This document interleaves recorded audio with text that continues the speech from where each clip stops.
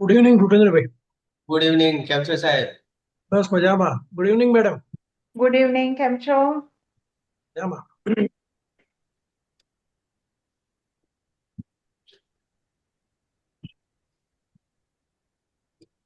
Good evening, Kinjalben. Good Good evening, evening. Sufa ma'am. Thank you for Good evening, joining. gentlemen. Good evening, Sushma madam, કેમ છો? Very good evening, Snehalben and Bhupendra bhai and Monish bhai. How are you? Bus madam, કેમ છો? મજામાં. બસ જો મજામાં બિલકુલ. Thank you so much, ma'am, for joining. થોડું late call થઈ ગયો. રમેશ Good ભાઈ evening. કેમ છો? Good evening, સ્નેહલબેન આવવું જ everyone. પડે. Good evening. ફેમિલી બોલાવે ના આવે એવું આવું જ બને. પડે આવું જ પડે બસ મેડમ. સવારે Good evening, Ramesh sir. Good evening, evening sir. સ્નેહલબેન. મોનીશભાઈ good evening. Good evening sir. Good evening. Good evening. Good evening, Dr. Sukraman. How are you, sir? Sukumaran sir good evening. Good evening, sir. Welcome Good to evening, our sir. State program. Ever smiling energetic ભૂપેન્દ્રભાઈ good evening. Good evening, sir. Good evening, everybody. Very good good evening, સર. Good sir. Evening. Interesting topic today. Yes Ramesh definitely. ભાઈ છે ને expert. ના everyone is expert એમાં કે. ના. મારું WhatsApp જોડે Okay. લોગર થઈ ગયું. I'll send કરું તમને. Welcome, Minol bhai. મિનલ સાહેબ આવી ગયા છે. Good evening Minol. Good evening. Good evening, Good everyone. evening, How are સાહેબ, you? કેમ ગુડ છો? ઇવનિંગ મિનોલભાઈ. મિનોલભાઈ good That's evening. fine. Minol. Good evening. મનીષભાઈ Good evening, તમારી લાઈટ પાછળની છે ને બેકગ્રાઉન્ડ ની ઇવન મિનોલ બંને બંધ કરી નાખો. માથાની ઉપર પાછળ છે ને જે લાઈટ. પાછળની બંધ કરી દો, અંધારું થઈ જશે. ના પાછળમાં આગળના સ્ક્રીનમાંથી લાઈટ આવશે ને એમાં. અચ્છા ઓકે સારું. મોનિશને તો થશે મને લાગે છે પાછળની. કારણ કે એનો આખો ચહેરો એકદમ બ્લર થઈ જાય છે. હા, બેકગ્રાઉન્ડ લાઈટ વધી જાય છે.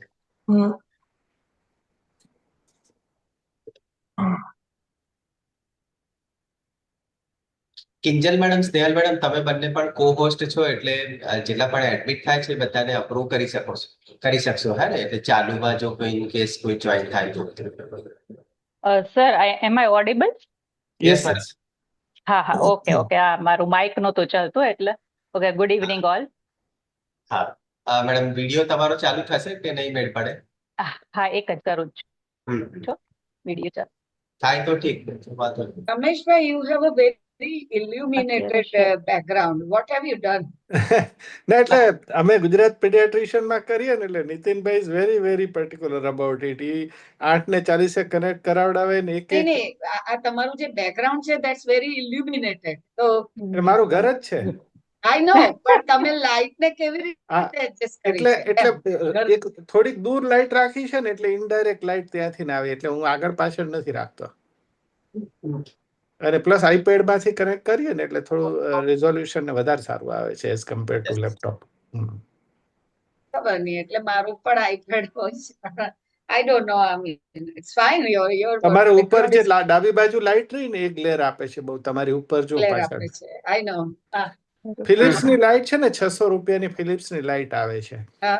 હવે તો now you are A celebrity. અઠવાડિયે તમારે દરેક વખતે પ્રોગ્રામ હોય તો આગળ તમે અરે રાખી દો ને નાનો. અઠવાડિયામાં 4 એટલે જ કહું છું કે આગળ તમે એક રાખી દો ને અને આખો રૂમ અંધારો હોય તો બહુ પ્રોપર લાઈટ એનું ઇનડાયરેક્ટ આવે છે. એટલે આમ સામે રાખવાનું એમ. હા એટલે એક્ઝેક્ટલી થોડુંક દૂર રાખો અને બહુ લાગે ને તો એની ઉપર એક સફેદ રૂમાલ નાખી દો. અચ્છા. કરો કિંજલબેન શરૂ. 2-3 મિનિટમાં કરીએ. 3 મિનિટ હા બાકી. બે ત્રણ ને 3 join થવા minutes દઈએ. and Samir bhai has joined and all the panelists, Yes. only Dr. Sukumaran has joined, so I think, and No, Dr. Agrawal sir has also joined. Minol bhai, Monish bhai and Ramesh bhai, right? And Bhupendra Ha. bhai.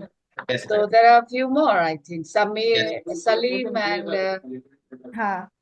yes. Dr. Satish Agarwal has not joined, I think. Satish So, Agarwal, He sir has has joined, joined. sir. Sir has joined, sir, ma'am. okay, Welcome, sir. sir. Satishbhai the expert good evening.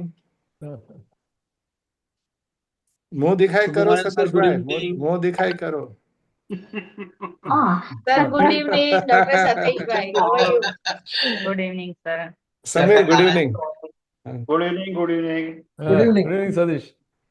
Sadish, good मिलना evening. नहीं Sadish होता bhai. है तो बहुत सालों तक नहीं मिले, अब मिल रहे हैं तो बहुत जल्दी जल्दी, क्यों सर? बराबर बराबर correct. Sukumar sir good evening Oh, good evening, good evening, good evening.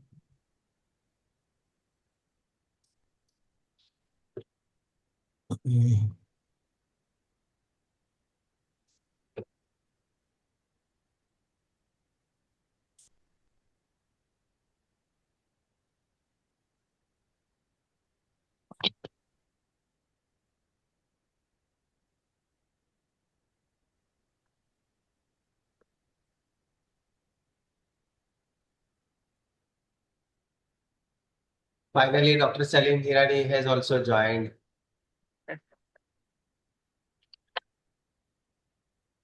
Great. Good evening to all. Good evening, Salim sir. Good evening, Salim sir. Good evening. Kim Chair, sir. Ekdam. Good evening, Salim, sir. Thank you. Good evening. Salim bhai, good evening. Good evening. Good evening, Sushma Ben. Salim bhai, ever smiling. Good evening. Thank you. Thank you so much. Good evening sir good evening to all Salim bhai, good evening. Good evening. Kim Chair. બસ મજામાં જો. અમે બી virtual તમને હમણાં platform પર મળીએ છીએ આપણે, એક જ અમે સિટીમાં બી હોવા છતાં. તમને આના પર જ જોઈએ.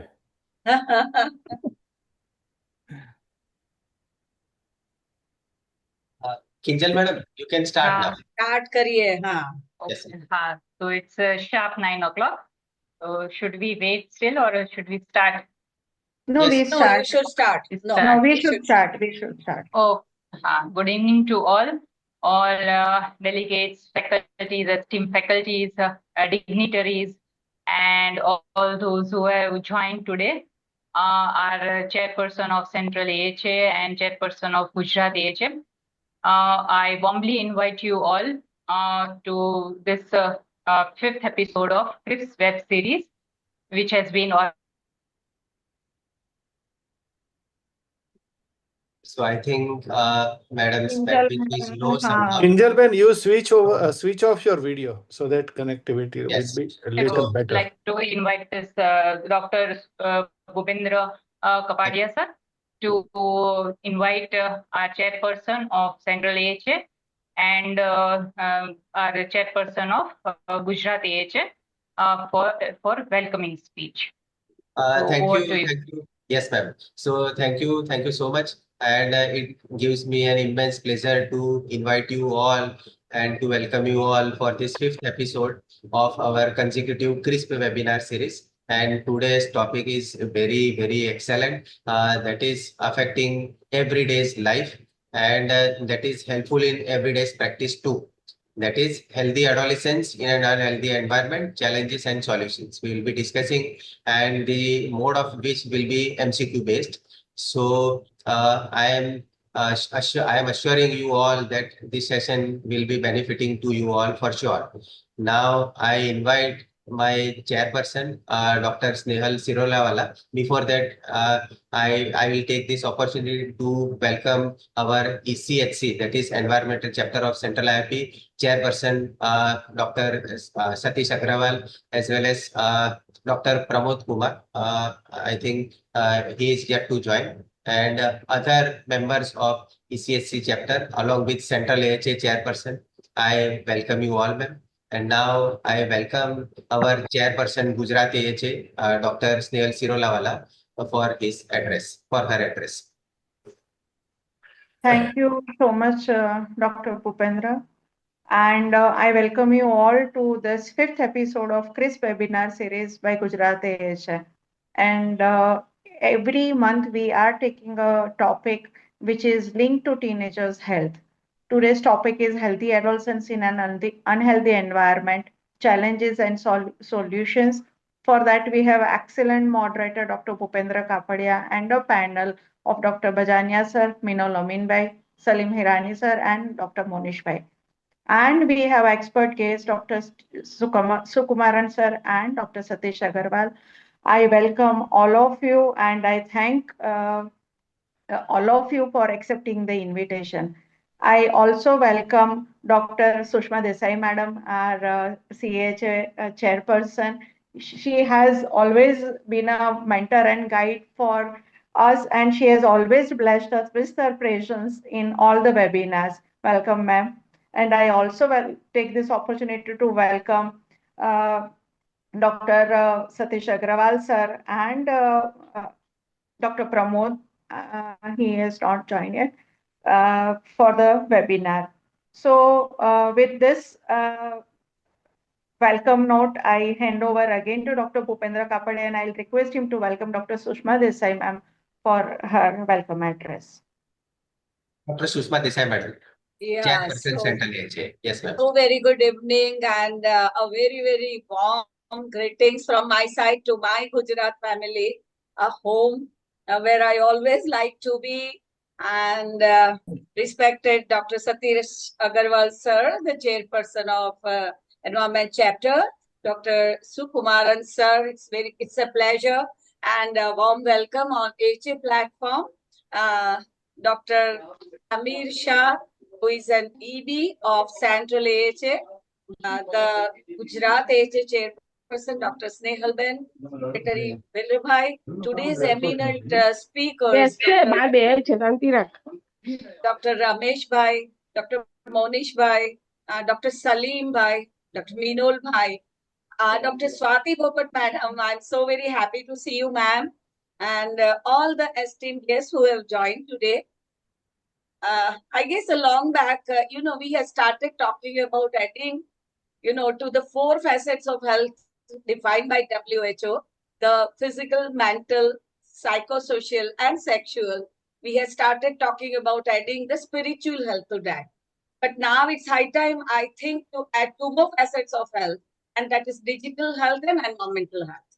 Because we all know today's adolescents, they are getting exposed to a serious, hazardous physical environment, right from the physical environment like noise pollution and water pollution and air pollution to even more seriously affecting endocrine disruptors and digital waste. So I think today's webinar, I must congratulate the office bearers and the program in charge of Gujarat AHA webinar series, Dr. Samir Bhai, Snehal Ben, and Bhupendra Bhai, for choosing a very, very important topic when we are celebrating the entire June month for spreading awareness, environmental health. So looking forward to having a very fruitful discussion and impactful webinar today. Thank you so much. God bless you. Thank you so much, ma'am. Now let me take this opportunity to invite Chairperson of Environmental Chapter of Central IIP, Dr. Satish Agrawal, for his welcome speech. Dr. Satish, sir. Please unmute yourself, Dr. Satish, sir. Thank you, Dr. Bhupendra, sir. Yes, sir. Just at the time of my speaking, the laptop went off, so I am speaking from mobile only. First of all, as Ma'am Sushma Desai ma'am mentioned, really congratulations to you for a very useful subject, adolescent and environment, because we often need to Looking for full discussion and because we always need to answer how the environment is going to affect the adolescent who really have very less physical ailments, but you really need to be complimented. Second thing, the format. It is not just a single monologue like the lecture. You made it in a MCQ-like pattern, which involves both the audience as well as the participants. So my wholehearted congratulations to you, to the AHA, Gujarat AHA, Dr. Snehal ma'am, Dr. Nishit sir, Dr. Bhupendra sir, Dr. Samir sir, Sushma Desai ma'am was already there, Dr. Kinjal ma'am, and moderator, Dr. Bhupendra sir himself, and the finalists, Dr. Ramesh sir, Minal sir, Moni sir, and Salim sir. And I'm very fortunate, and I can boast of to say, I can answer any question as an expert, just because Dr. Sukumar sir is beside me. Thank you for the opportunity. Thank you so much, sir. Now I invite our Honorable Secretary of Central AHA, Dr. Samik Ghosh, sir, for his welcome speech. Dr. Sir, Samik Ghosh, sir. Are you there, sir? Dr. Samik Ghosh? Yes, I'm still on the road. Sorry. So, thank you, Gujarat AHA, for being so meticulous in your monthly webinar series and picking up some very relevant topics. As our chairperson mentioned, this whole month of June, we've been trying to raise the environmental consciousness. And as Professor M.K.C. Nair also says, it's not just the outside environment, but the home environment also, which needs to be nurtured to bring up a fully conscientious child, right? Thank you so much for organizing this. Every such webinar is an opportunity for education for all of us. All the very best to all the participants. And we have Professor Sukumaran to date also to guide us. So looking forward to it. Thank you, sir. Thank you so much. Now, I invite our project in charge, Dr. Samir Shah, sir, for introduction of today's topic and regarding CRISP webinar series. Dr. Samir Shah, sir. So, dear friends and respected all the teachers of the today's webinar, my sincere and warm welcome on behalf of the Gujarat AHA. Being a project in charge, it will be always a challenge. What are the topic that what we have to give to the all the audience that will really get the good interactive, insightful, and practical tips for their day-to-day practice. And luckily we get able to complete this 4 episodes previously, and today we are again with the 5th episode of the Chris webinar series. And all credit goes to the all the committee members of this Gujarat AHA who have taken a responsibility of the each and every episode of till now as a one of the their own challenge. And of course, congratulations to the our chairperson, Dr. Snehal Sirolawala and Dr. Bhupendra Kapadia to making it more and more successful. My our main goal of this series is to create a space that can be learned from each other, and for that purpose our all the faculties and the panelists and the moderators usually we select is from the Gujarat who are really working hard and practically doing the work related to this topic when we are selecting them, and they are the from the all the zone of the Gujarat. Along with this, we can also having a very expert insight from the national faculties like the Dr. Sukumaran sir and Dr. Satish Agrawal today. And this ultimately all will be wholeheartedly supported by the our central AHA chairperson and secretary. Without the motivation of them, we are it is very difficult for to continuing with such a insightful topics. Regarding the today's topic, it's regarding the healthy adolescent in unhealthy environment. So we, being a pediatrician, we all now notice that our all children and specifically teenagers are really having a very problematic situation going on, like the air what we breathe, and of course this noise level in our cities. It's really affecting their health more than ever before, and it's a challenge where we are all seeing our clinic also. It's a really important to talk it about, and that's why the this month where we are going to select the environmental health day on the 5th June, and whole we month of June what we are going for the betterment of the environment, and that's why this selection of topic is really up to mark for the today's discussion also. And to making this more interesting, we have decided to this session very interactively with a multiple choice question that will be the throughout the discussion, and that will be the answer first by the delegate, followed by the practical solutions by the our panelists, and then the expert comment. And that's a really a creative idea by the moderator, and I congratulate him in advance for a great and successful today's topic. So without much wasting time, I just hand over again mic to the Dr. Bhupendra. Thank you. Thank you so much, sir. Now, I take this opportunity to thank all my expert guests, national expert guests, mainly Dr. T.U. Sukumaran sir, as well as Dr. Satish Agrawal, and my all the panelists, Dr. Ramesh Bajadia sir, then Dr. Minol Amin, Dr. Salim Hirani, Dr. Monish Shah sir, for immediately agreeing for this webinar of today. And now I request our MOC, episode in charge, Dr. Kinjal Kansagra madam, for introduction of all the faculties. Dr. Kinjal Kansagra. You have to unmute, madam. Unmute, ma'am. I am very much delighted to introduce our faculties today, including our experts, our moderator, and panelists.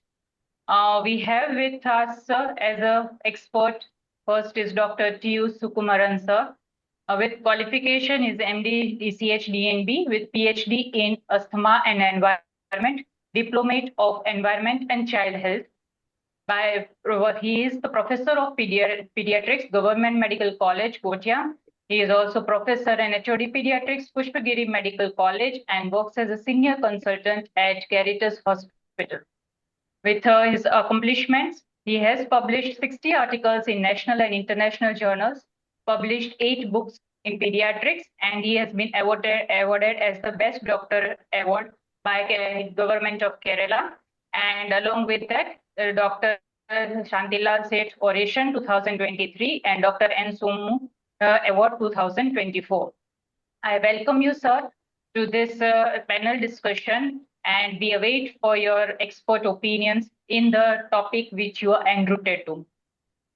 Our next expert is FIP Dr. Satish Agrawal, sir. He is consulting pediatrician at Agrawal Children's Hospital, Amravati.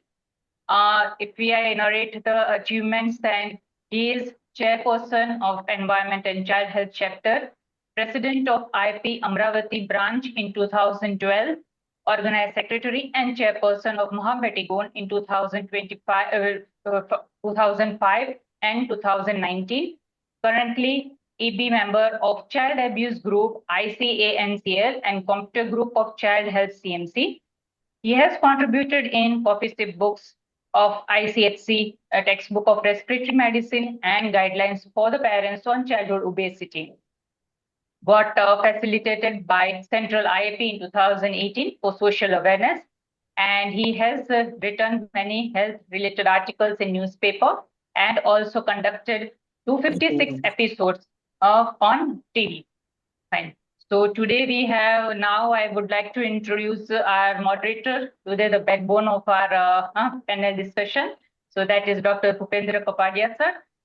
He is consultant pediatrician at Satwa Child Hospital.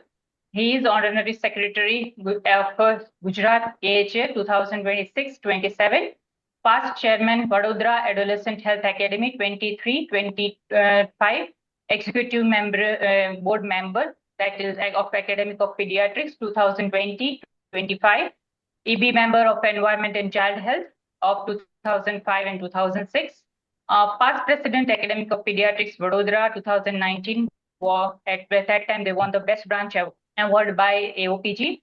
IMA Vadodara Vice President, Editor-in-Chief of AOP Vadodara Bulletin 2020-21.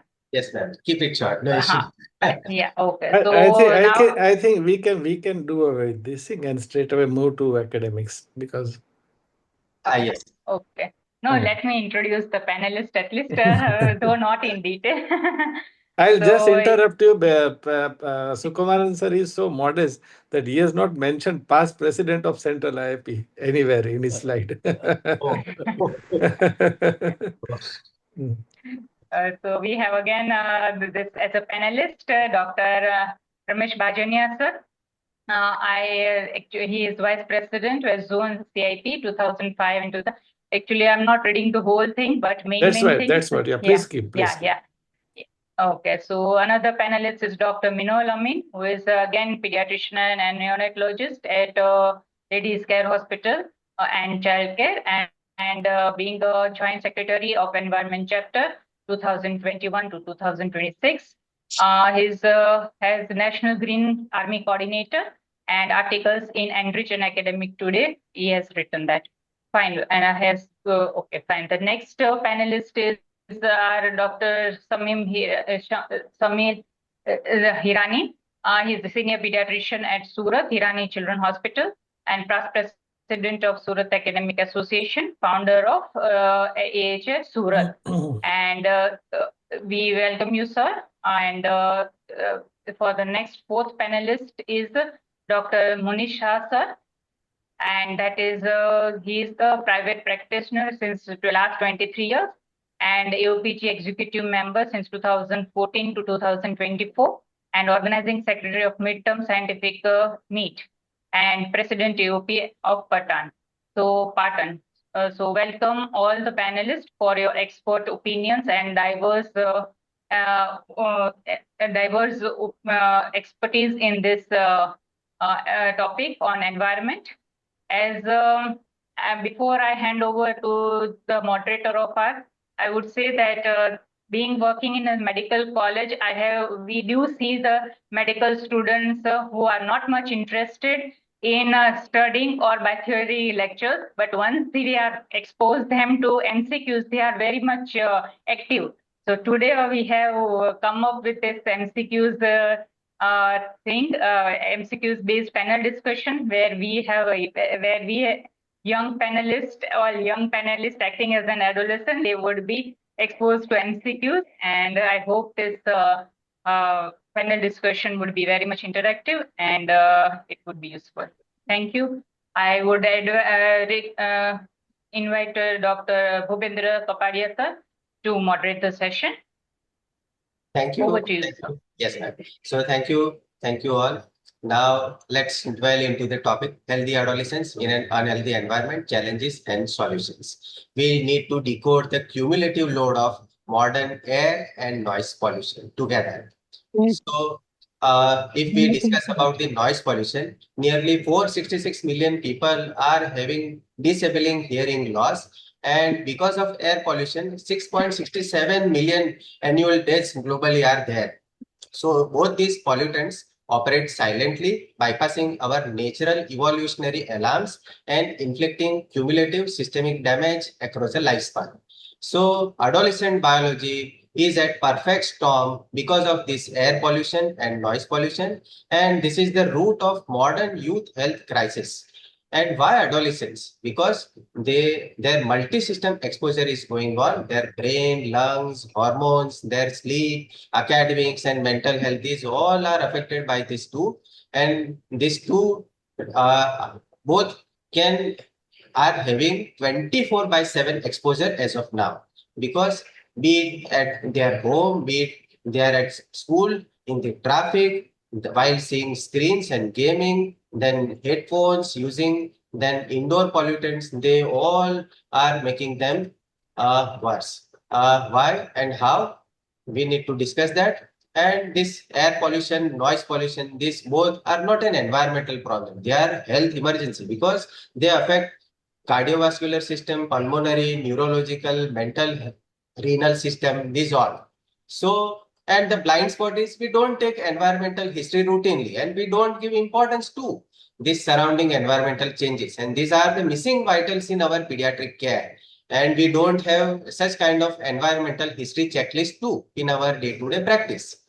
And when I have gone through the World Environment Day 2026 themes, it has started from 5th June 1972, and these all are the different themes, mainly focusing the environment. And the theme of 2026 is inspired by nature, for climate, for our nature. But to all your surprise, no theme based on noise pollution so far. So we all have to wake up, and it is better late than never, because you cannot poison the water and keep your blood clean. You cannot burn the forest and keep your lungs clear. You cannot strip the soil and keep your food alive. Everything you do to the earth, you do to your own body. You are not on the earth, you are the earth. We are not separate from the nature, we are the nature. If in a single sentence, if I need to summarize, then It is Yatha Pinde Tatha Brahmande, Yatha Brahmande Tatha Pinde, very well written into the Yajurved and Charak Samhita. Dear friends, just few days back on World Health Environment Day, a webinar by Central IIP, Dr. Arvind Kumar from Lung Care Foundation has shown very beautiful slides to wake up us all that when newborn born with, they do have pink lungs. And look at the lungs, the color of the lungs of a non-smoker in Delhi, almost black. This is all because of the polluted air has only one-way traffic. And look at the color of the lungs of a smoker, nearly completely black. This is all pollution damage to the lungs. And this is the lungs of a teenager born and brought up in the Delhi with so much residual damage inside that. So it is a systemic clinical emergency because 95% of world's children are breathing toxic air daily. 6,000 daily deaths are attributed to pollution in India, and the figure is even surpassing the COVID-19 fatalities. And the baseline equivalent is we all are breathing that much polluted air, which is equivalent to smoking nearly 20 cigarettes a day. So we all have to develop a habit of seeing the unseen because this air and noise pollution are silently disrupting adolescent development.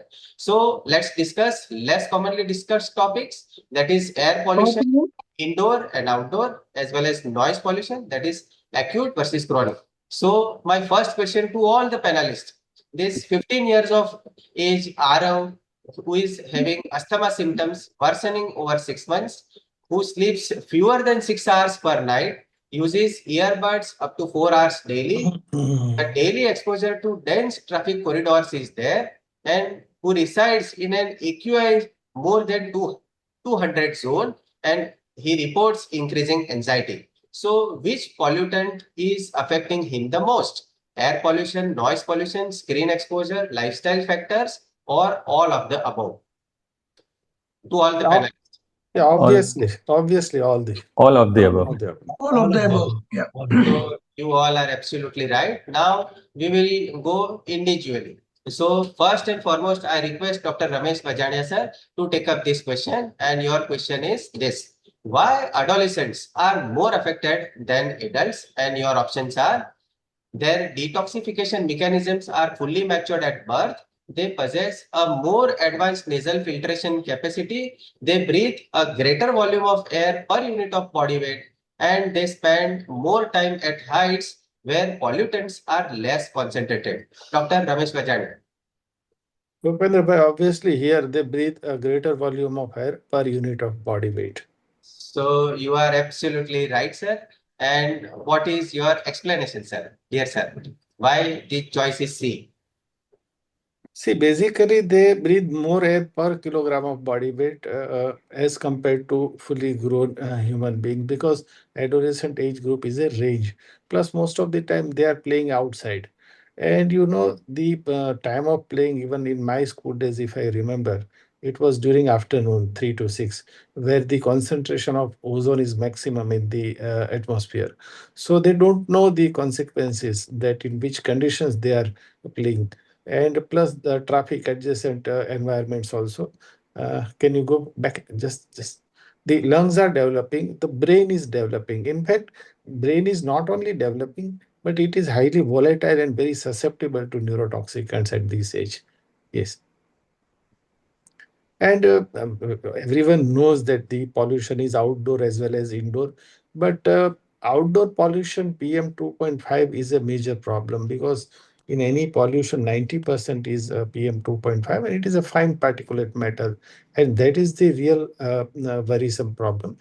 PM10 is a coarse particulate matter, plus nitrous oxide, sulfur dioxide, ozone. Ozone is, as we know, naturally occurring. The rest of them, they are more of an anthropogenic induced. Plus indoor atmosphere.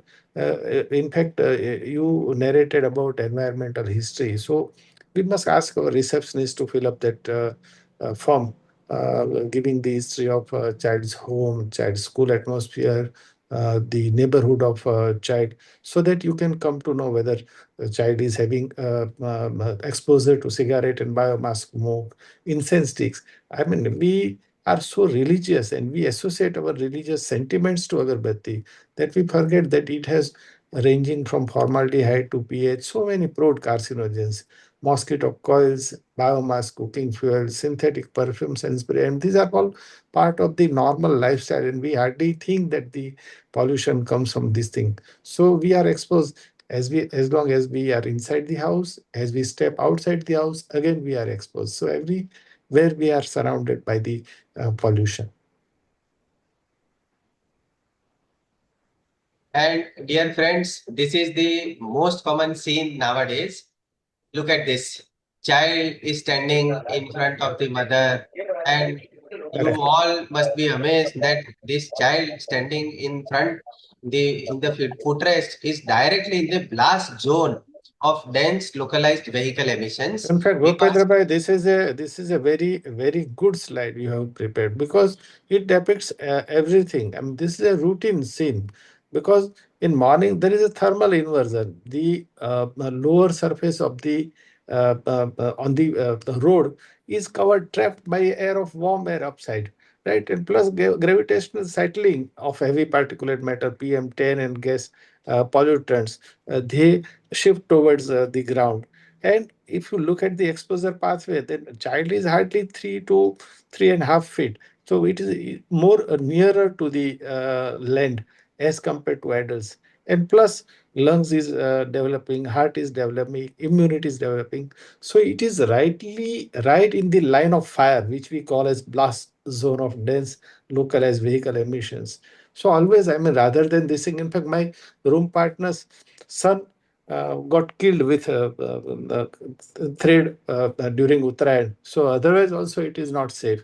So a child must be seated behind the rider to utilize the body as a physical shield. Yes, this is too good. This slide is very good. thank you, sir. So, experts, your comments, please. Dr. T.U. Sukumaran, sir, Okay. as well as Dr. Satish Agrawal, sir. Okay, thank you, Dr. Bhupendra, for inviting me and giving this opportunity to participate in this webinar, especially adolescent health and environment. And my very close friend, Dr. Ramesh has already talked about almost all problems of air pollution and noise pollution. I want to highlight the indoor pollutant. The main problem that we face is again tobacco smoke, passive smoking and active smoking. In my own study, on the prevalence of asthma and also trigger factor of asthma, we have seen that the most important trigger factor even for asthma is passive smoking. Passive smoking can also produce problems from newborn period, adolescence, and adults. As adolescents, people will start addiction, they start smoking, and there's a high incidence of all problems as they become adults, like stroke, heart disease, and malignancy, etc. It is there. So it is high time that we should avoid passive smoking, and we should avoid passive smoking in the common places, and also it should be legalized to stop smoking. Other problem mainly he was again talking about air pollution. The main pollutant now is PM 2.5, particulate matter 2.5. It even affects all people, starting from the antenatal period. The antenatal woman is exposed to PM 2.5. It can enter the bloodstream. It can release the placenta. It can produce small 48 babies, prematurity, preterm labor, and all problems. And it can also produce a generalized vasculitis. And these children can develop later. They can develop problems like ADHD. This is associated with ADHD, hyperactivity, and this PM 2.5, then asthma and all these things. So it is very important that you should avoid exposure to all the pollutants. It is very important that you must take a detailed environmental history. As the moderator has said, detailed environmental history to be taken in all patients. You must also ask about the outdoor pollutants and indoor pollutants. As WHO has said, in more than 40% of all childhood problems, some environmental trigger factor is there. So the environmental history is very important. Thank you. Thank you. Thank you so much, sir. So moving ahead, now, Dr. Minol Amin, your turn.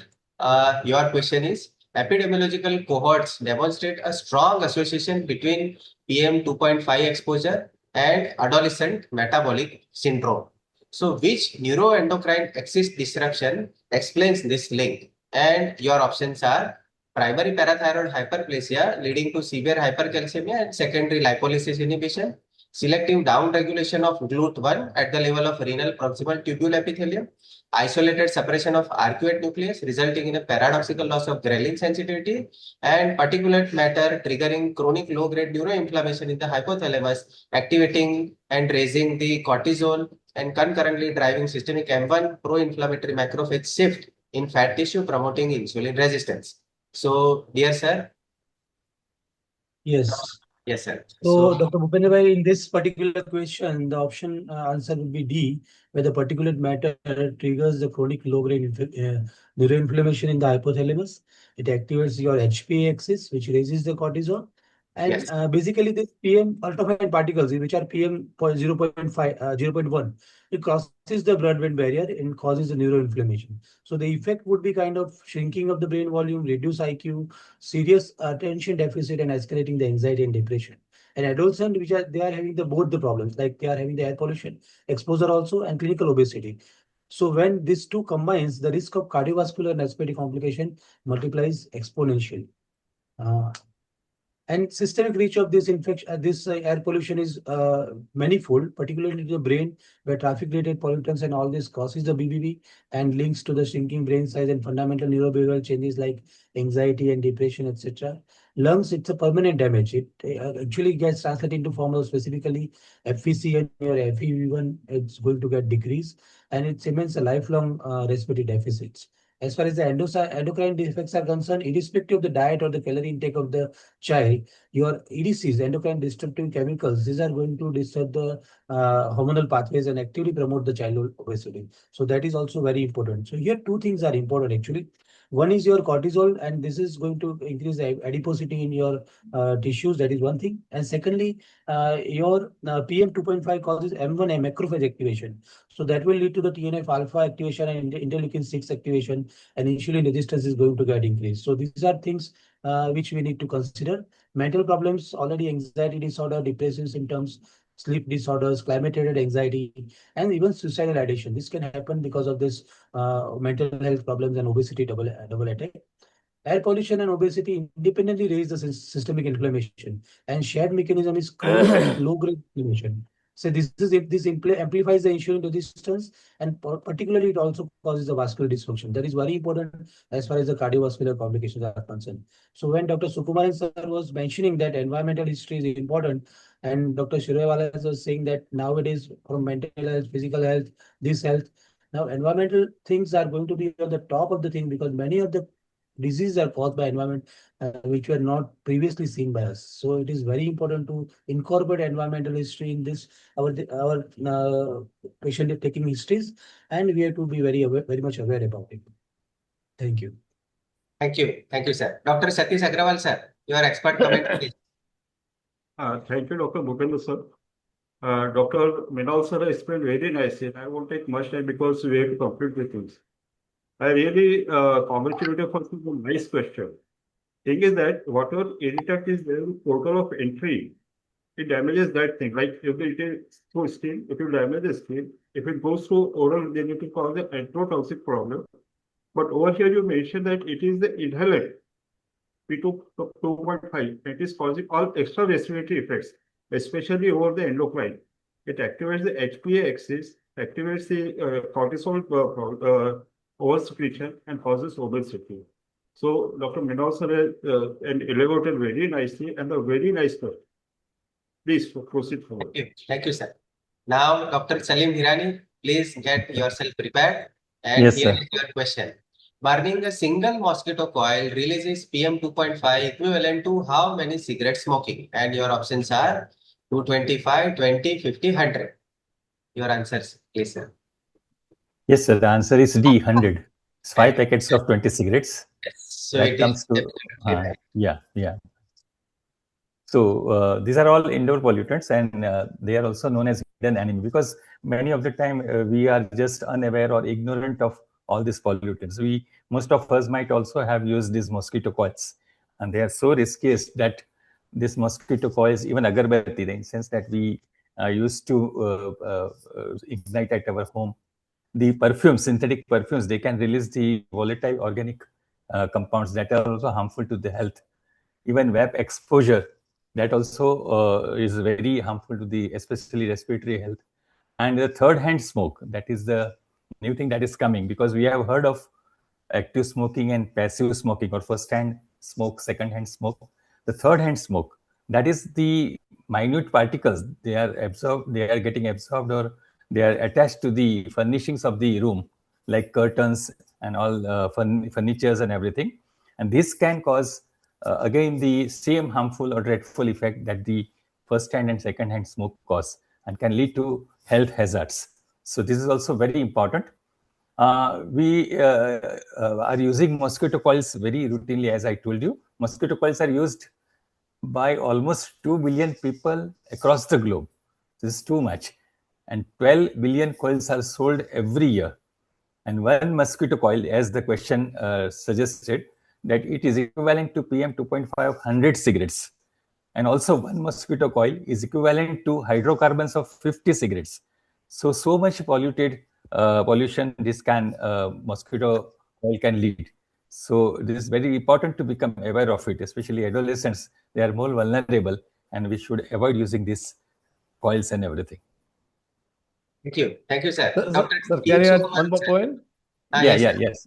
One more point I want to add here is that, see, most of the patients who are coming with asthma and other respiratory symptoms, we usually say that you should avoid mosquito coil. Then they ask, can he use the mosquito mat or mosquito liquid? All are harmful. So not only mosquito coil, mosquito mat, then mosquito liquid, all this should be avoided, and ask them to have keep the children under a mosquito net to protect them from all these hazards. Perfect. Thank you, sir. Now, moving ahead, Dr. Monisha, now here is your question. In a study conducted in Cardiff, the burning of incense in a church is equivalent to how many times higher oxidative stress than cigarette smoking? And your options are 75 to 80 times, 40 to 50, 10 to 50, or 25 to 30 times. Your answer, please, sir. Yeah, it's a option D. It's a 25 to 30 times. Excellent. So it is absolutely right answer. So please, sir. Yes, sir. This slide shows the common household. What we are we are spending our 1/3 of the time in our bedrooms, and significantly indoor pollution we come across. First is the mosquito coils. That the burning in a single coil release almost PM 2.5 equivalent to 100 cigarettes, and hydrocarbons, that is almost up to 50 cigarettes. The second is and these fine particles can penetrate deep into the lungs and may aggravate the asthma, allergy, and respiratory infection, particularly in the children. Whereas the second is an incense burning. That routine indoor use creates oxidative stress that is 25 to 30 times higher than the cigarette smoking. And combustion product from mosquito coils generate free radicals and reactive oxygen species also in this one. Some studies have also reported that oxidative stress levels level many times higher than those associated with the cigarette smoke exposure.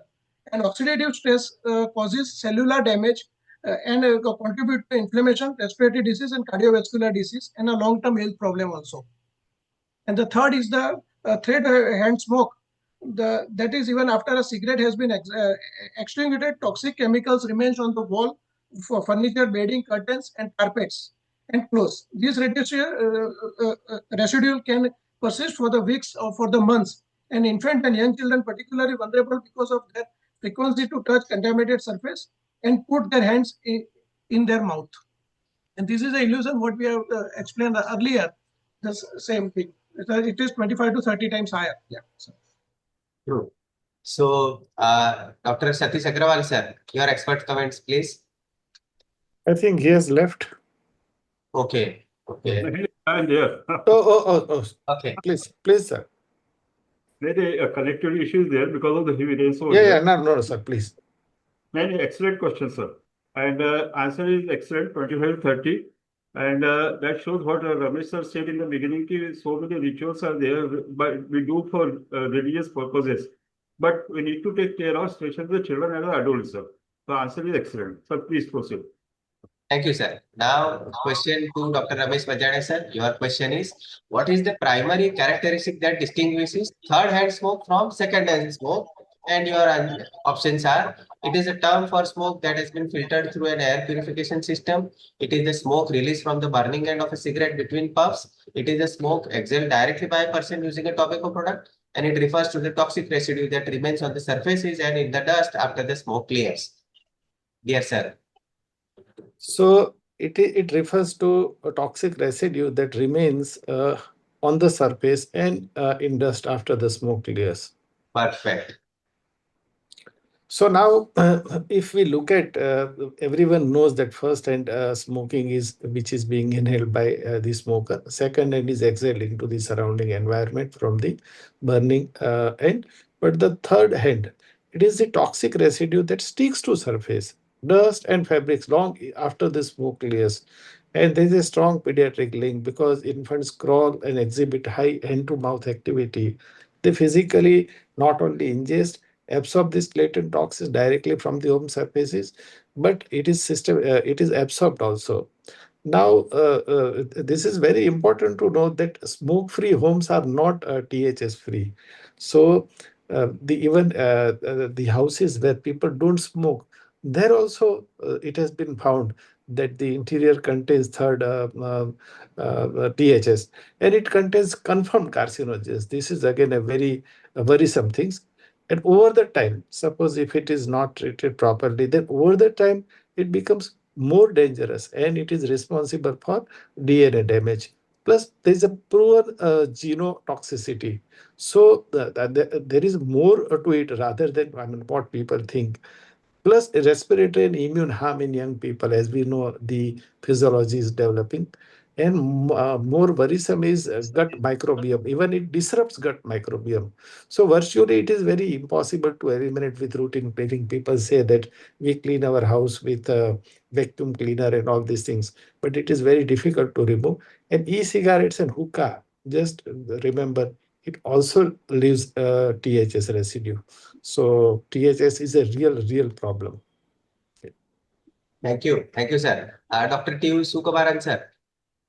See, Your as I said before, Hmm. even I have conducted a study on the smoking habits of our parents in 3 districts of Kerala, Alapi district, then Kottayam district, and Idukki district. You know, Alapi is in the coastal area, then Kottayam is in the midland, and Idukki is in the highlands.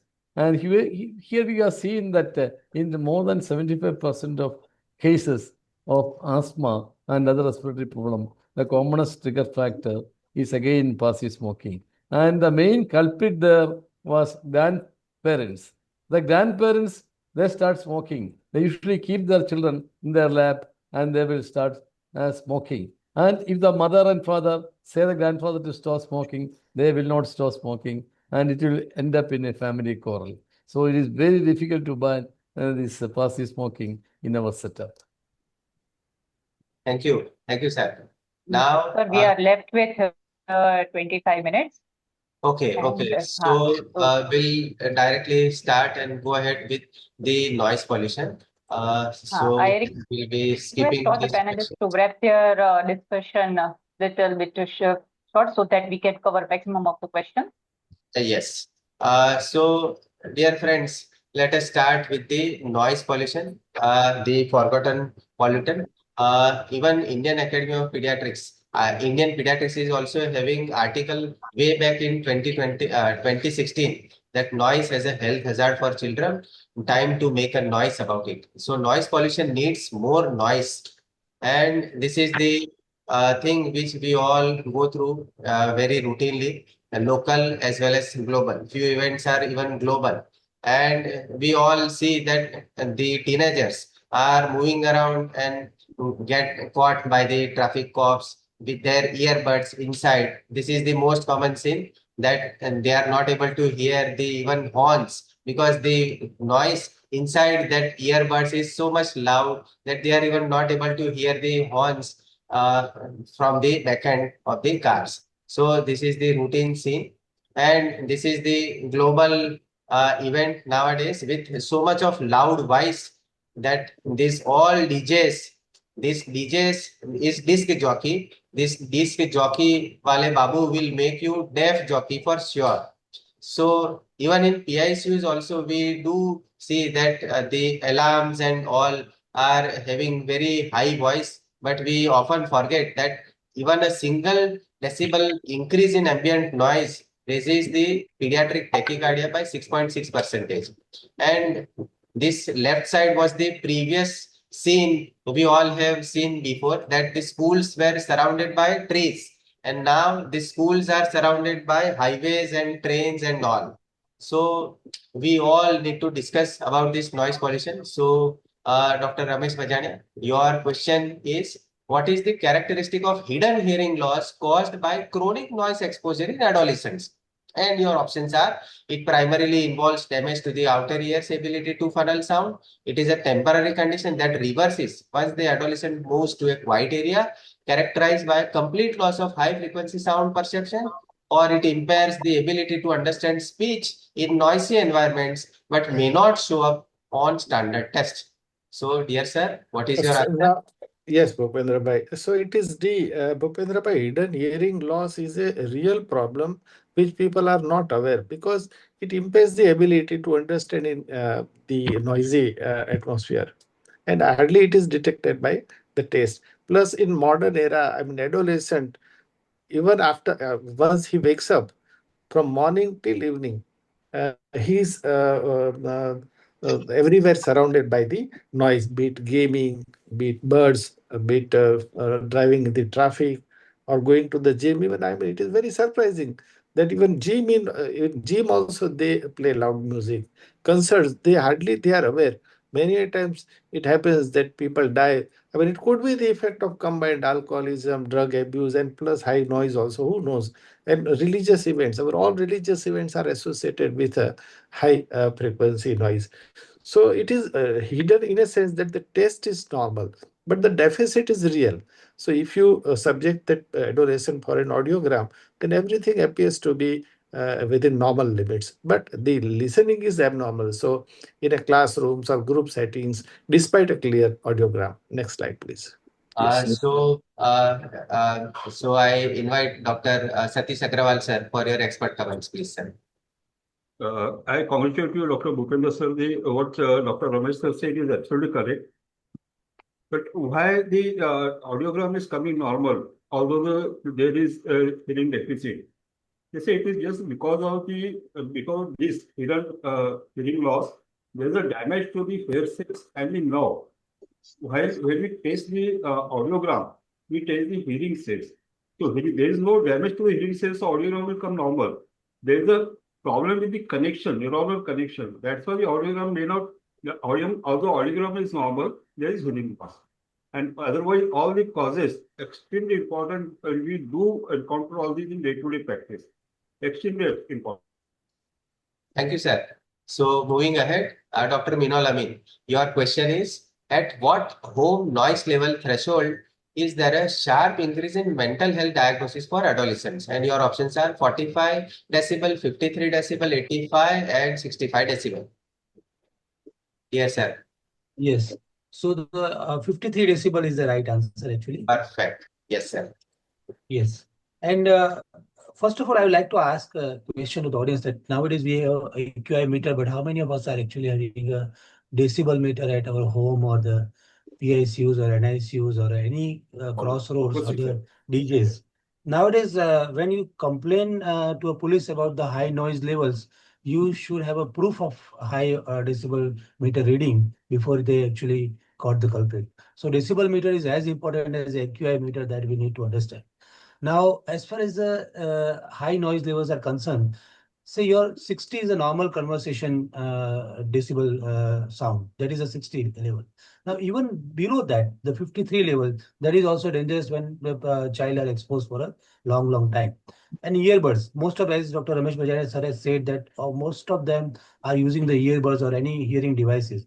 Now, WHO has estimated that more than billion people are at risk of noise-induced hearing loss, NIHL, from personal this listening devices. This is very important, very alarming.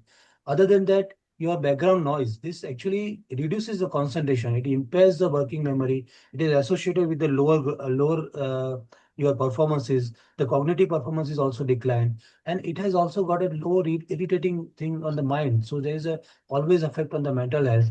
And the sustained home noise above the 53 decibel is linked with a measurable rise in mental health diagnosis among the adolescents, especially anxiety and depression. So this is what the decibelmeter I was talking about. The 60 is your normal conversation. So even below that, 53 is dangerous if you are persistently exposed to that level. And one more thing which is important is that at 60, beyond 60, every 3 decibel, the exposure time which is safe, it comes down to half. So at 60 decibel, if you are it is a safe exposure for 24 hours, then at 63, the exposure safe exposure level will be for 12 hours. So every 3 decibel, it will be half. So that is very important to understand. Now, this acoustic stress cascade, once you are exposed to this kind of urban noise like airport and traffic and all this, say as your hidden hearing loss already been documented by Dr. Bajane sir, then there is a persistent stress. It's like hormone cortisols and adrenalines are released, and body is in the mind that it is either a flight or the flight situation. And pathological outcome is it increases the blood pressure, it elevates the risk of early cardiovascular disease, anxiety, depression, etc. Next, please. So thank you, Dr. T. Sukumaran sir. Yes. Your comments, please, sir. Yes, you have gone in detail the problems produced by noise pollution and hearing loss, and not only for adolescents, even from the newborn nursery also, noise pollution is a real Yes, sir. problem in the newborn nursery also. Thank you. Thank you, sir. So, Dr. Salim Hirani, sir, Yes, sir. your question is, by how much can increasing the height of a school's boundary wall reduce traffic noise exposure, and why it's important? Your options are nearly 5 decibel, 8 decibel, 3 decibel, or 15 decibel. Yes, sir. Studies have shown that by increasing the height of the boundary wall, we can reduce the noise pollution by 8 decibels. Yes, sir. So, your right answer is absolutely nearly 8 decibel. And Yeah. yes, sir, please go ahead. Yes, yes. This urban mathematics has been shown here. The implementing setback distances, moving school buildings just 5 to 10 meters further from the busy traffic arteries, it results in an exponential drop in chemical and acoustic exposure. And the boundary shield, the increasing boundary wall height around school parameters possibly degrades the acoustic wave as shown in the figure and reliably reduces traffic noise by nearly 8 decibels. So definitely increasing the height helps to reduce the noise pollution. These are the fortifying the learning environment, how we can fortify it. In the school, if the room where the high cognitive learning is going on, so it should be in that particular hours where the noise is minimum so that students can understand and grasp it properly. Even if you install the sound absorbing materials in the classroom within the school, it will also help to improve the environment and it will protect working memory and reading comprehension of the students. Even it has been found that in the surrounding of the school, if you living particulate filter are installed like plantation and everything, that will also reduce the noise pollution and it will also help to keep the environment pollution free. So these are 3 layers that we can fortify in the school and implement in the school to reduce the noise pollution. Yes, sir. Dr. Satish, sir, your comments, please. Thank you, Dr. Mukund sir. I'd just like to add 2-3 things. First thing, any problem with the noise pollution depends on 2 things: volume of the sound and the duration exposure. The more and more the duration, more and more is the loss. One thing. Now, second thing, as you said about the school height. So, experts they say that there should be a distance between seeing the traffic and the school children. So boundary wall should be at least 6 feet. So it will reduce the sound decibel by 5 decibels. Now, if you increase the height by 1 meter or 3.3 feet, it will reduce the sound pollution by 1.5 decibels. So basically, you need to have a baseline structure that you can reduce the sound pollution. And as mentioned, as we also explained, even a short duration of sound pollution makes you irritated, lacks your concentration. So you think what about the school children? Thank you, sir. Thank you, sir. Dr. Monish Shah, sir. Yes. Now, here is your question. At what decibel level does sound exposure begin to cause damage to the cilia of the cochlea, and why we need to worry about it? So your options are more than 45 decibel, 85, more than 70, and more than 30 decibel. Yeah, the answer is the A. So more than 45 decibel. Perfect. So absolutely right, sir. This is a noise exposure ladder. What we are seeing in the library, we have generally the 30 decibels, which is a quite pleasant environment for considering comfortable and for the concentration of study and for the rest. The second is for the conversation, which is the level we generally feel it is a safe and does not pose any risk of hearing even with the prolonged exposure also. The third most commonly we come across is the traffic exposure. That is 85 decibel.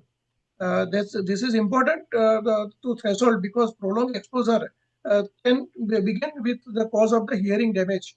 And occupational safety guideline often use 85 decibel as a level where hearing protection should be considered. The fourth one is the DJ club, that is 100 decibel.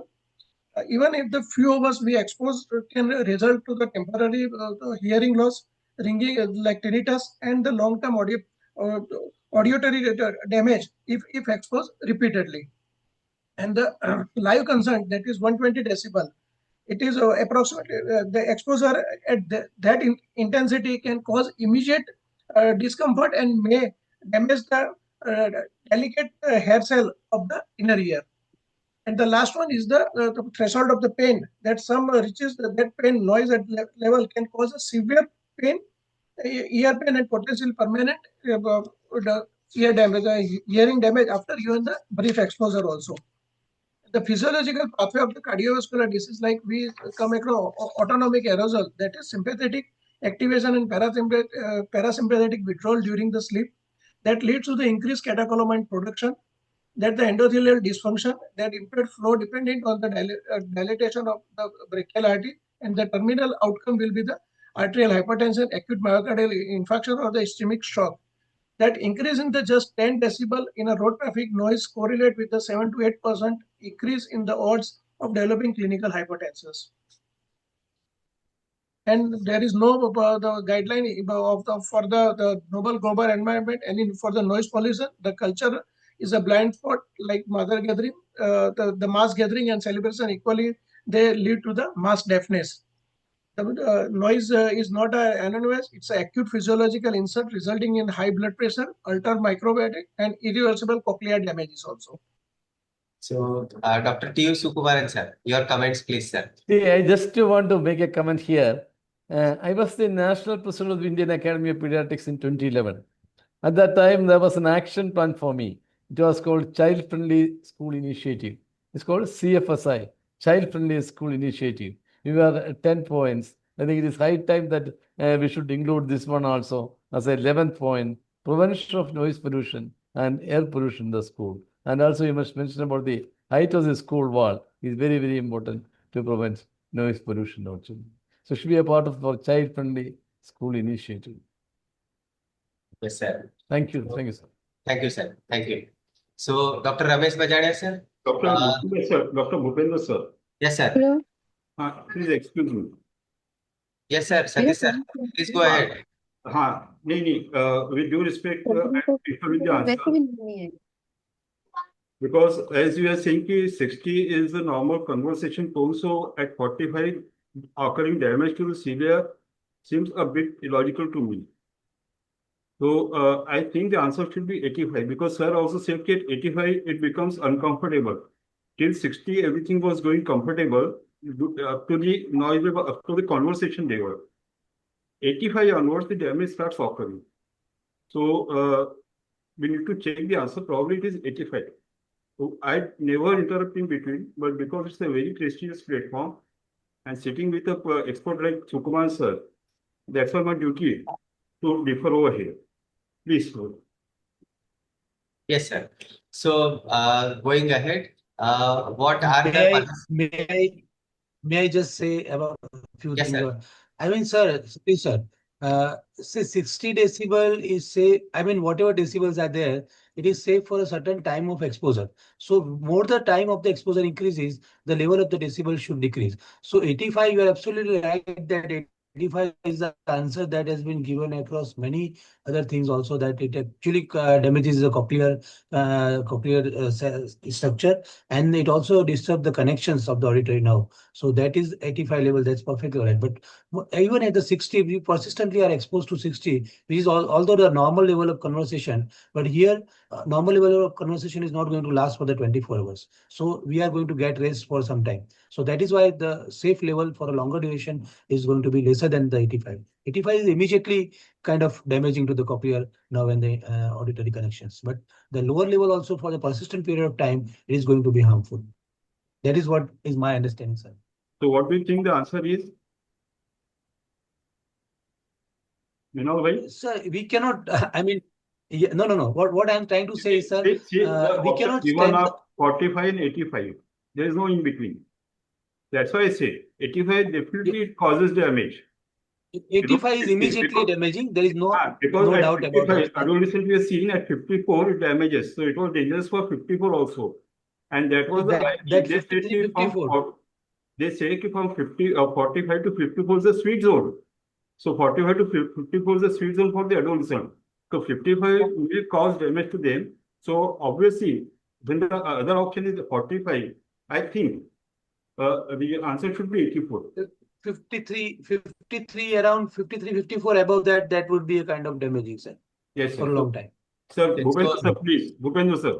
So we are going ahead in the view of time. Now, Dr. Ramesh Bajade sir, what are the permissible decibels of different sounds and duration of exposure to avoid damage to the cochlea? Because we all know that this domestic decibel trap is all around, and these ambient household drones, namely air conditioner, vacuum cleaner, kitchen machinery, these all create a continuous low frequency hum. So, dear sir, please share your answer. This slide depicts very beautifully that the low frequency hums, we hardly consider them as a source of noise pollution. We may not go into the details of every this thing in chart, but we must understand that if a sustained high noise levels over the period, if it lasts, then it is dangerous. That is why higher the decibel, lesser should be the hours of duty. Yes, next slide, please. Thank you, sir. So going because we are running short of time. That is yes, why. yes, sir. So now, Dr. Minol Amin, your question is: even if an adolescent remains completely asleep all throughout night with this traffic noise, what physiological response is still actively occurring? And your options are cortical awakening with conscious recall, autonomic activation leading to elevated heart rate and cortisol secretion, severe drop in core body temperature, and suppression of the renin-angiotensin-aldosterone system. Here, sir, please. What shall be the answer? Dr. Minol, sir. Minol, unmute. B is your answer. Autonomic activation leading to the elevated heart rate and the cortisol secretion. Yes, sir. So even when you are fully asleep, your sympathetic nervous system is activated. Blood pressure rises, your cortisol level rises, there is a tachycardia, and your sleep is fragmented because of this constant noise exposure. And there are going to be mood disorders, behavioral disorders, and poor school performance is going to be there. Even if you talk about the long-term effects of this kind of damage while noise exposure during the sleep, then you have hypertension, insulin resistance, anxiety, and poor academic exposure. These cardiovascular strains are particularly not only the persistent high blood pressure, but also there is a decrease in the heart rate variability. So those who are wearing smartwatches and smart things, they know what is heart rate variability. So that also is reduced by this continuous sound exposure. The sound exposure, noise exposure during the sleep. And your metabolic disturbance is also there. There is a insulin resistance also is going to be happen. and there is a cognitive decline, and the memory deficit is also going to be there. So these are the things that we need to consider when we are exposed to the sleep during the exposed to the noise during the sleep. Yes, sir. Next, please. Dr. Sukumaran, sir. See, Yeah, I think the main problem that we face is, and we must concentrate, is the poor scholastic performance. Because of the children are not sleeping very well. This can lead to poor scholastic performance, or cognitive dysfunction. That is the main problem we are concerned. Yes, sir. So going ahead, Dr. Salim Hirani, sir. Yes, sir. Your question is chronic environmental noise pollution near schools, especially flight paths, has been robustly linked to which academic deficit in children? Impaired reading comprehension and long-term memory, loss of fine motor coordination, accelerated dyscalculia only, inability to comprehend visual graphics. Dear sir, please. Yes, sir. It is impaired reading comprehension and long-term memory, because such a noise pollution definitely leads to severe comprehensive impairment in the children. There was one experiment done at Germany, at the Munich airport. It was a coincidence that the old airport was getting closed and they were shifting to the new airport. So they conducted a study. From the chronic noise, they shifted they selected the school near the airport that became silent. So they noticed that memory and reading scores of formerly exposed children recovered to baseline after the old airport was closed. Similarly, they studied the school near the new airport where the new introduction of the chronic noise was made. And there they found that there was severe cognitive impairment set in immediately as the new airport opened, and formerly unexposed children were subjected to the pathogen. So the key insight is that cognitive impairment is not permanently locked in. If tracked perfectly with the introduction or removal of the acoustic pathogen, we can reverse the learning pattern of the children. So this, I think, Dr. Minol had described about this sleep dysphasic. Yes, it has been done, so we can skip that. Yes. This is also discussed. Yes, almost discussed. Yes. So Satish sir, your comments, please. Excellent. I will just say again, it is, yes, sir. Am I audible? Yes, sir. Yes, sir.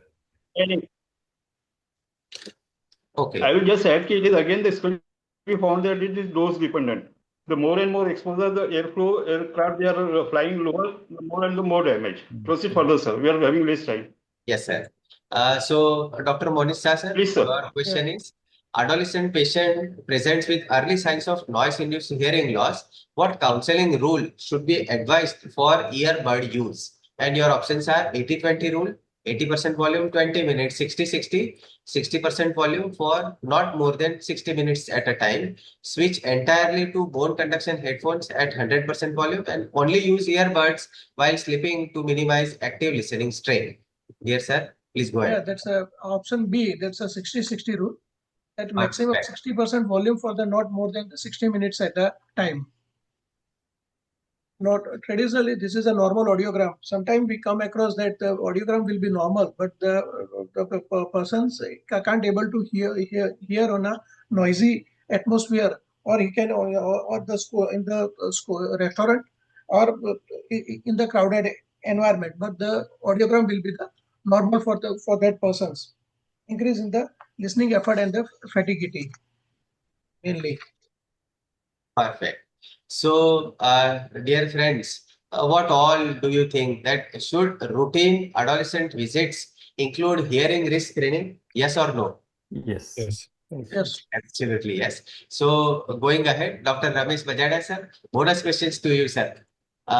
Which of the following is a prominent psychological or cognitive impact of chronic noise pollution on Indian adolescents? And your options are improved academic performance, increased focus, attention span, decreased attention, memory retention, and increased irritability, and superior cardiovascular capacity. Dear sir, this is fairly easy answer. Yes. See, yeah. Yes, sir. So, I mean, these are all the scenes we are well aware, because any festival, as I said previously, any celebration, and we cannot go silent.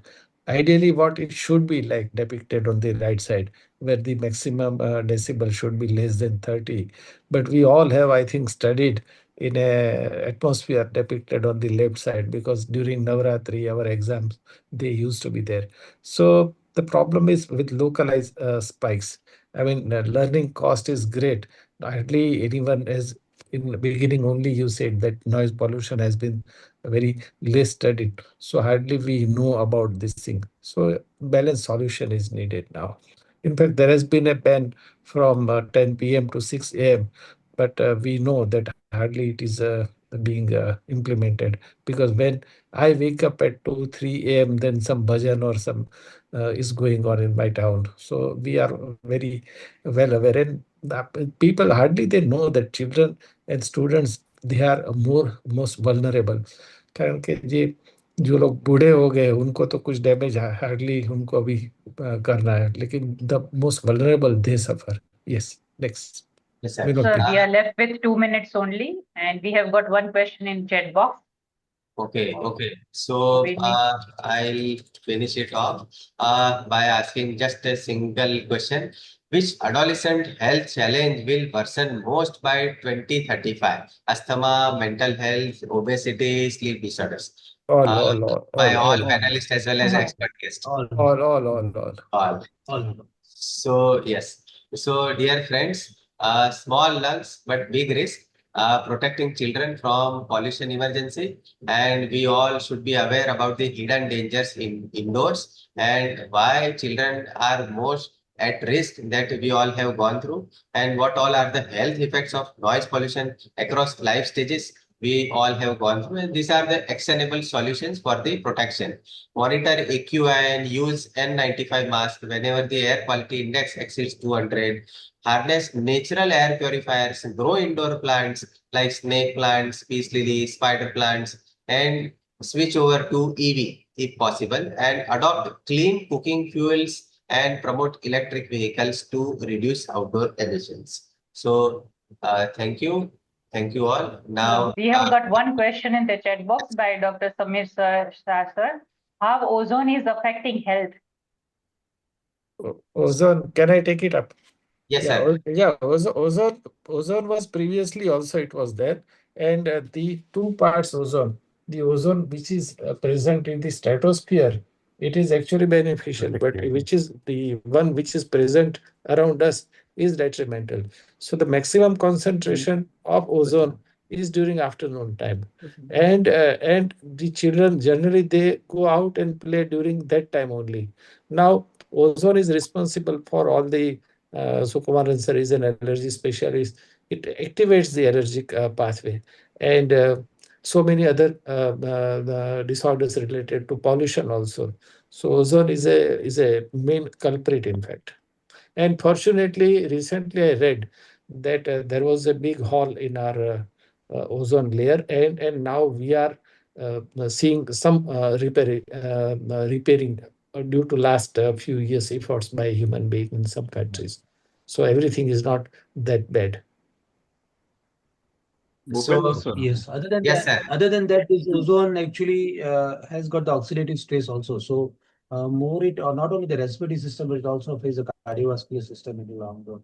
And cardiovascular accidents are more into the whosoever individuals are exposed to the high ozone level at the ground level, the bed In ozone. fact, in the beginning, only Bhupendra Bhai, what you mentioned is very correct, that air pollution is not about damage to heart and lungs, and noise pollution is not about damage to ear only, because ultimately your other systems are also affected, and mainly the CNS.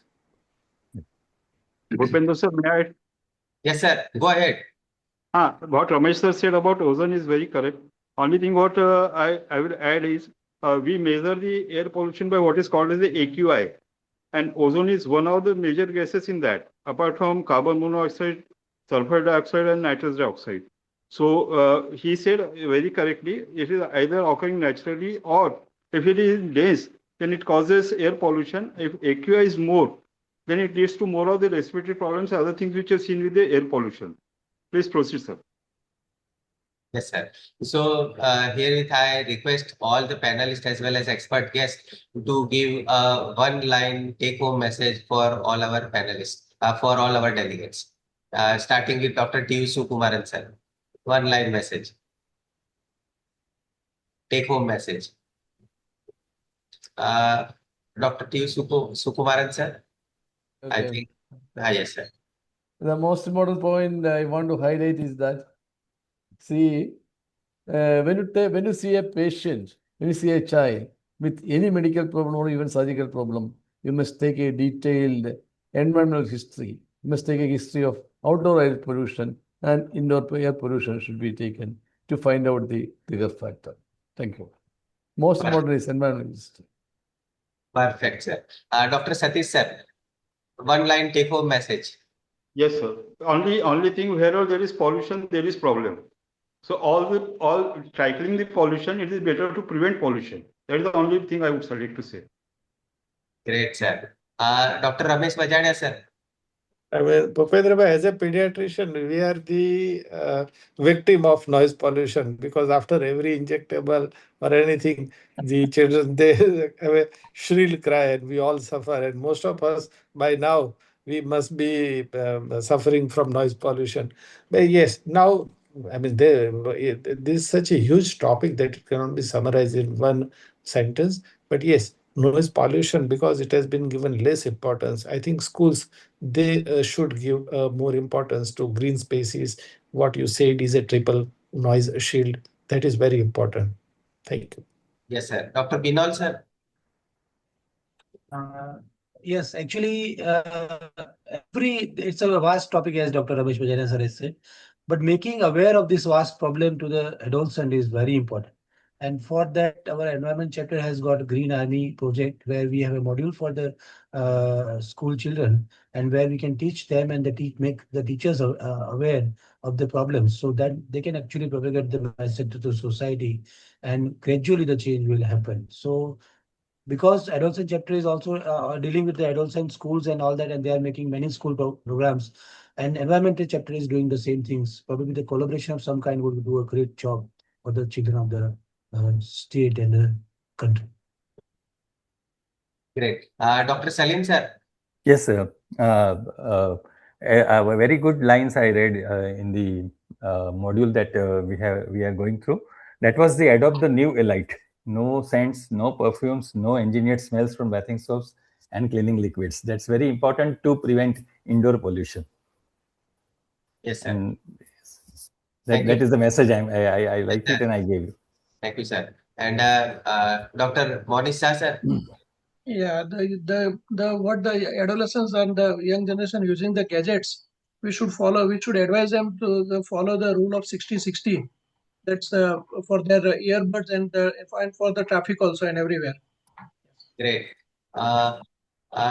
I think Dr. Yogesh Parikh sir is also there with us. So I invite Dr. Yogesh Parikh sir for your blessings. Dr. Yogesh Parikh sir. Yeah. Thank you, dear Dr. Bhupendra ji, and Dr. Ramesh Bajani ji, Dr. Minol, and Dr. Sukumaran sir, Dr. Salim Hirani, and Monish bhai. Sir, you are muted. So thank you for because I'm listening here, Dr. Snehal madam and all. I'm listening since Dr. Satish Agarwal. Oh, my dear friend, everyone is here. Big shots of the environment chapter. So thank you. Actually, I will joined little bit late after 15 minutes, but I am learning and listening this academic session. And Sukumar is always the great. Yeah. Thank you, sir. Thank you so much, Yogesh bhai, for attending. Thank you. Thank you for joining, sir. Yeah. And now our young buddy Kinjal is also here. Huh? Yes, sir. Yes, sir.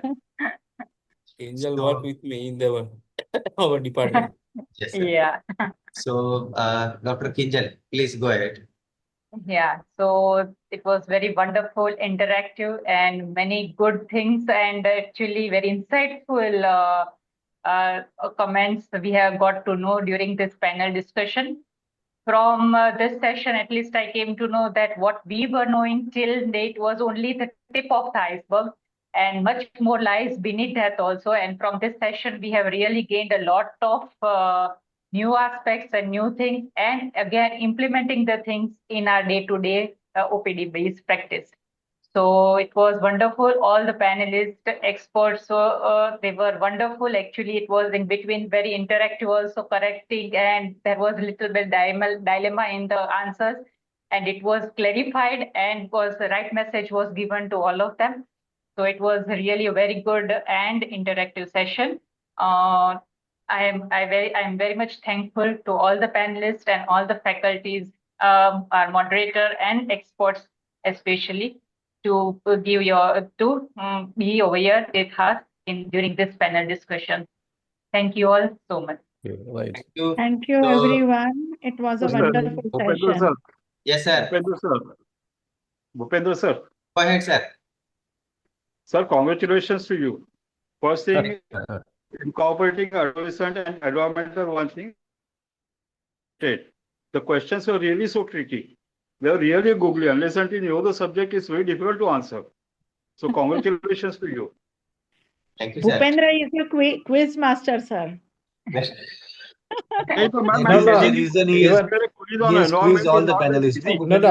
No, apart from quiz, the presentation was too good. It was very soothing. Yeah, It was very yeah, well very researched. soothing. Yeah. Thank you, Bhupendra, for Excellent everything. slides and excellent, yes, A lot of excellent research. content of them. Absolutely. It Dr. requires a Bhupendra. lot of research, sir, to prepare this quiz, and Yeah. he searched for this thing and present in such a nice way. The questions were really interesting of clinical orientation. Yeah. Congratulations, sir. Thank you, sir. Thank you Thank so you, much. Satish sir and Sukumaran sir, for being with us. Thank Yes. you so much, Yes, Gujarat sir. AHA, for this opportunity. Thanks to all. Good night, everyone. Thank Thank you you. so much. Thank you. Thank you all. Thank you. Thank you, my Thank you. co-panelists, Salim Bhai, Good Here night. we Thank you. will Thank you. Monish Bhai. Thank Thanks you. to you everyone. also, sir. Good Thank night. you. Good night. Good Thank night, you. everyone. see you all Thank you, everybody. in next See you. month, last Friday. And here with again Last request. Wednesday. Yes, last Last Wednesday. Wednesday. Yes. And here with I again request all of those who are still not the members of Central AHA, please be the member of Central AHA so that Central AHA can have a lot more hands and we can bring a lot more activities for our social cause like this. So thank you all. Thank you so Thank much. you. And Thank you, sir. for all. Thank you. Thank you. Thank you. Good night. Thank you. Good night.